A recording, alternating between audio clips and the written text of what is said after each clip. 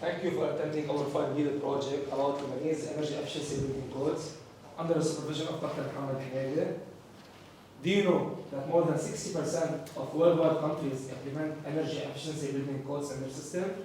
But Ahmed, what are energy efficiency building codes? So energy efficiency building codes are standards and regulations set by the country in order to reduce energy consumption.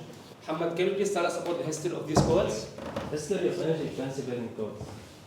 In 1990, energy crisis occurred, and as a response, USA, Canada, and some European countries started adopting these codes. 10 years later, adoption spread, and especially in Denmark, Germany, and Norway. Unfortunately, countries worldwide face various challenges while implementing the energy efficiency building code.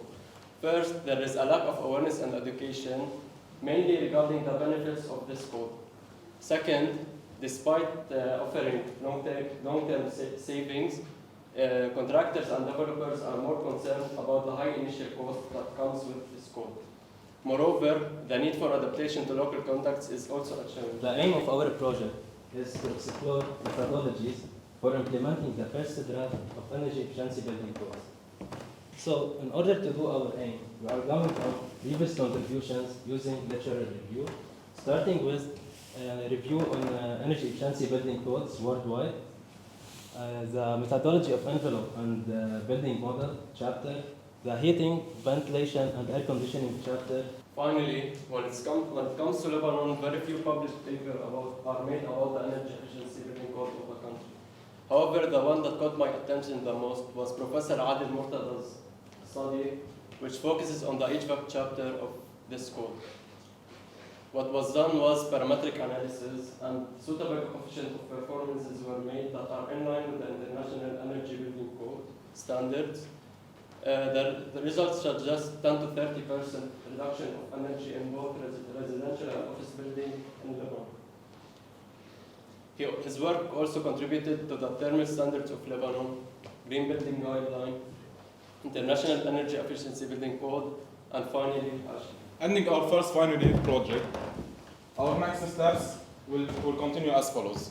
First, we will collect data from previous contributions, such as the thermal standards and the Green Building Guidelines for Lebanon. Second, we will conduct the compliance methodologies for perspective, trade-off, and performance for all energy efficiency building codes chapters, which are the thermal envelope, HVAC, water supply, and lighting.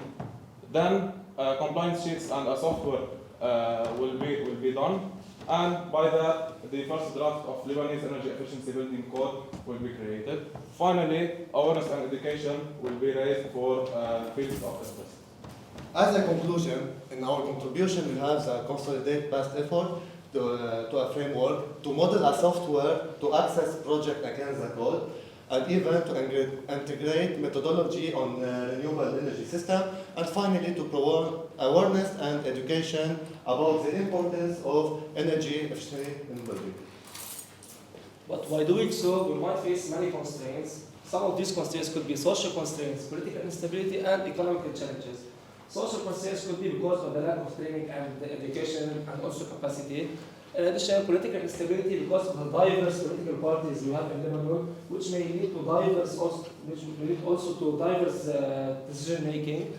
And in addition, we may have some economical challenges because of the high cost of imports Lebanon faces, and also because of the financial instability as mentioned before. Thank you for your attention. Hope to see you next semester, inshallah.